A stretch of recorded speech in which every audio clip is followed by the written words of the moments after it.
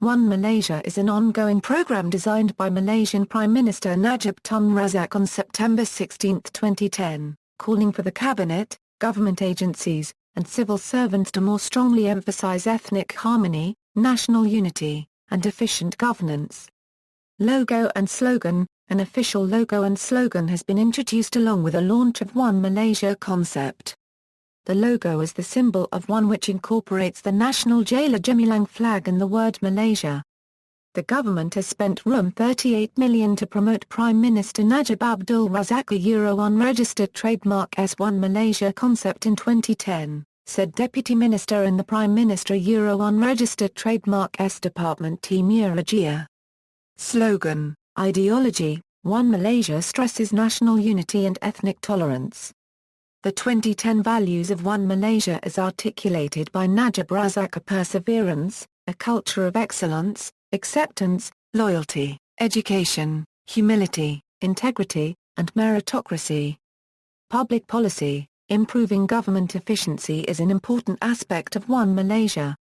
The use of key performance indicators, metrics and targets more typically used in private business, and national key result areas is thus naturally an important part of the One Malaysia effort. Najib says, the government is committed to carrying out a transformation program as its main agenda based on approaches and philosophy of One Malaysia People First, Performance Now. Immediately after assuming the office of Prime Minister of Malaysia Dato Seri Najib Razak introduced a series of KPIs in order to measure and improve the efficiency and quality of government services as well as realising the One Malaysia concept. Najib said that KPIs were implemented to ensure a €OFVOPLI unregistered trademark satisfaction. Whether they are satisfied with our service, whether we have solved their problems Najib's announcement of the KPI effort was generally well received. Deputy Prime Minister Tan Sri Muhyiddin Yassin said the KPI formula was a yardstick against which the people could measure the performance of Najib and the government. He said the KPIs would provide motivation for every minister to perform well. The KPIs provide a mechanism for the evaluation of ministries and other government agencies including performance reviews carried out every 6 months.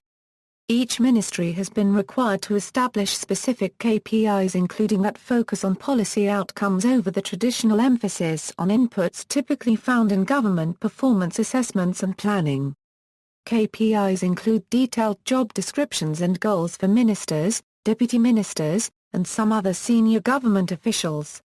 Najib has identified 6 major policy areas in which KPIs will play an especially important role in improving the effectiveness of the Malaysian government.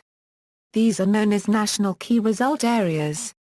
The NKRAs include crime prevention, reducing government corruption, increased access to quality education, improvements in the standard of living for low-income groups, upgrades to rural infrastructure, and improvements in public transportation.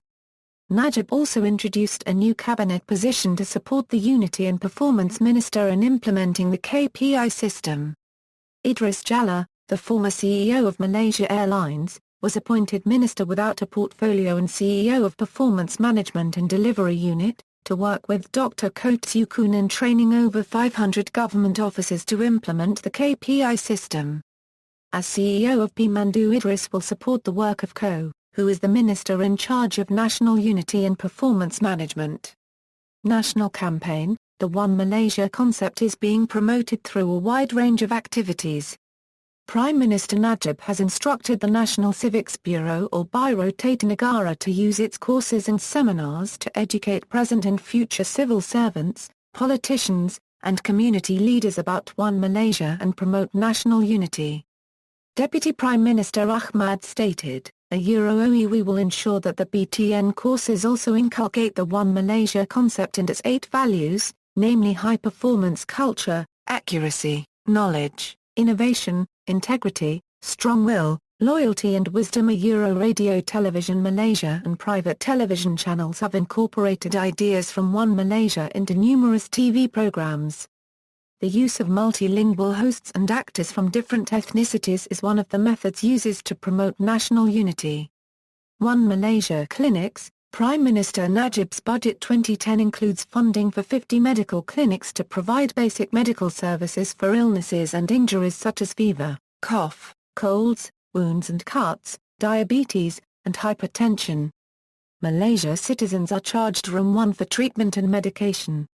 Non-citizens are charged Room 15.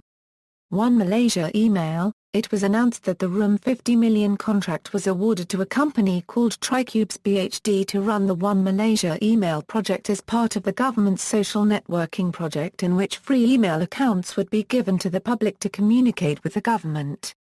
There has been criticised by the public and the opposition Pakatan Rakyat on the sheer waste of money involved and that Tricubes previously was in financial difficulty. After the public outcry, Najib had to backtrack, stating that this was a private sector initiative and that acceptance of the email accounts was voluntary. Protests has been organised against the project on Facebook and parodied on a website. One Malaysia Development Berhad, a government-owned firm. One Malaysia Development Berhad was formed through the renaming sovereign wealth fund called Terengganu Investment Authority. Through Najib's efforts, the company has focused on strategic development projects in the areas of energy, real estate, tourism and agribusiness.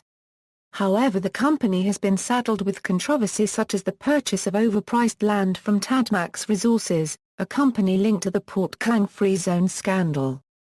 Rakyat One Malaysia. In 2011, the One Malaysia franchise was branched off into a grocery store franchise going by the name Rakyat One Malaysia, with the first store being located at the Kelana Jaraline Light Rail Transit (LRT) station in Kuala Lumpur.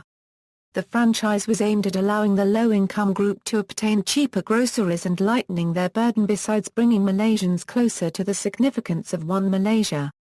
Complaints have been made regarding the claims that the groceries sold in at KR1M were more expensive compared to those sold in hypermarkets around Malaysia. There have been allegations of poor product quality in its product line, namely children's milk powder, fresh milk, condensed milk, sweetened condensed creamer, oyster sauce, fruit jam, canned chicken curry, mango cordial, ghee compounds, peanuts, creamy peanut butter, crunchy peanut butter, crispy peanut butter and fish tinned sardines in tomato sauce. KR1M has instructed its suppliers to send their products for periodical laboratory testing. NGOs, One Malaysia Foundation. The One Malaysia Foundation was established in 2009 to promote and develop the idea of One Malaysia. Y1M works to coordinate and supplement government and private sector activities related to One Malaysia. Chairman of the Y1M Board of Trustees, Dr. Chandra Muzaffar said, Y1M is planning to expand and strengthen the commitment from all Malaysians towards national unity through various activities to increase public awareness and community development. One Malaysia Youth Fund. The One Malaysia Youth Fund was launched in order to provide financial support for young people to undertake creative projects that nurture national unity. Room 20 million was allocated for the fund under Malaysia's budget passed in 2010. The fund was proposed by the Barisan Nasional Youth Lab. Prime Minister Najib said that One Malaysia Youth Fund reflected the government's commitment to empowering young people. The scope and the projects should address three criteria: focus on nurturing unity in Malaysia, have a multiplier effect on the general community, and be led by young people. The objective is to encourage youths to use their imagination to the fullest. We want them to be creative and innovative. Maybe their ability may exceed our expectations and maybe they can do something which has not been thought of by us, said Najib. Response to One Malaysia, interpretation. A year after the concept's introduction, Mahathir Mohamad reportedly said he still doesn't understand the concept. Almost 2 years later, the public similarly, based on an opinion poll in July 2010, were wary of the concept.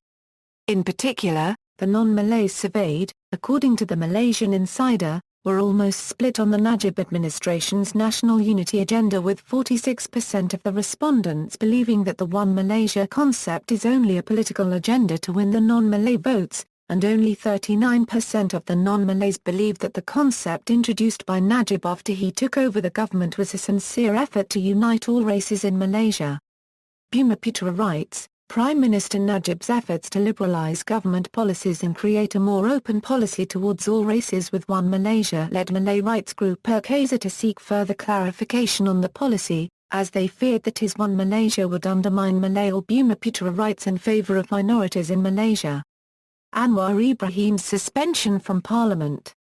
On April 22, 2010, Anwar Ibrahim, the leader of Malaysia's opposition, was censured by Malaysia's parliament for remarks he made during a press conference in Parliament on March 30, 2010. Previously, Anwar claimed to have documents linking One Malaysia, One Israel, and the public relations firm APCO, but initially refused to allow access to the documents when challenged. It is against Malaysia's foreign policy to have any dealings with Israel, and the appointment of APCO has deeply angered the sensitivities of the Muslims in the country, who wanted Najib to terminate the contract with the company. The Malaysian government and APCO have both strongly denied Anwar's allegations. The censure motion passed by the House of Representatives referred Anwar's case to the Rights and Privileges Committee, which will recommend a punishment for approval by the full chamber. Such punishment could include being banned from Parliament.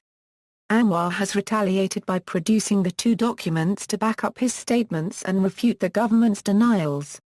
It was announced that Anwar was to be suspended from Parliament by the Parliamentary Rights and Privileges Committee based solely by contents of a letter by APCO without him being able to put up a defence for himself. On December 16, 2010, Anwar and three opposition MPs, Karpal Singh, Azmin Ali and Sivareza Rusyad, were suspended from Parliament without any debate being put forward. Anwar has blamed APCO worldwide for his and his fellow opposition parliamentarians' suspensions. See also, Bangsa Malaysia, Malaysian Malaysia, One Israel, references. External links, One Malaysia website, One Malaysia Facebook, One Malaysia Twitter, One Malaysia email.